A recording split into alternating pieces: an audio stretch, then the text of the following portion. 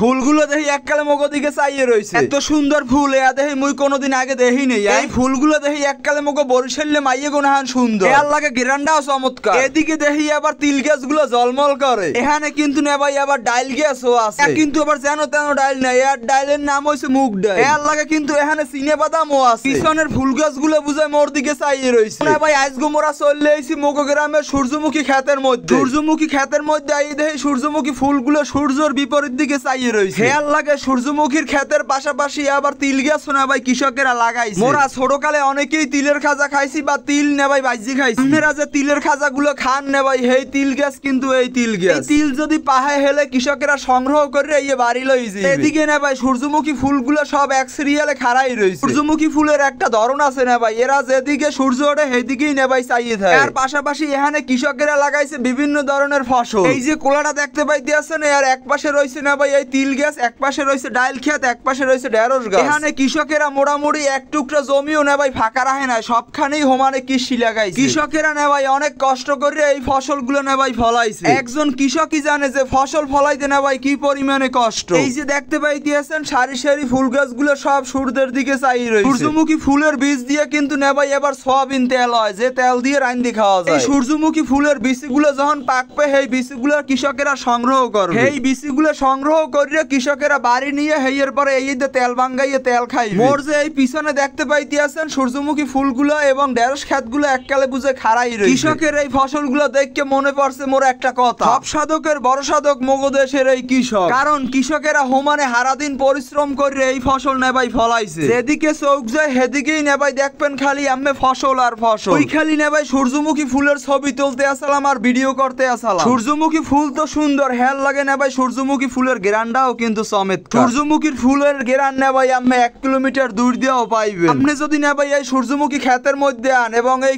ফসলের মধ্যে আন হেলে নেবাই আম্মে মানসিক শান্তিও পাইবেন। হেল লাগে নেবাই আপনি পাইবেন বিশুদ্ধ একটা অক্সিজেনের বাতাস। ওর মনের মধ্যে যত ডিপ্রেশন আসলে সব কোলার মধ্যে আইয়ে নেবাই ভালো হয়ে গেছে। আর ওই পিছনে দুইজন কৃষক দেখা যাইতে আছে যে কোলায় বেড়া দিতে আছে যাতে গরু ছাগল না ঢুকতে পারে। কিন্তু নেবাই আবার চিনে বাদাম গাছ হাঙ্গা কোলার মধ্যে এই যে দেখতে পাইতে আছেন সব হইছে মুগ ডাল ফসল। মুগ ডাল নেবাই রাইন দিয়ে খাওয়া যায়, আবার ডাল কিন্তু নেবাই ভাজিয়াও খাওয়া যায়। যারা ভিডিওটা দেখছেন আশা করি সকলে শেয়ার করে আমরা হগলটির মাঝে ছড়াই দেবেন এবং সবাই দেখতে পারবে।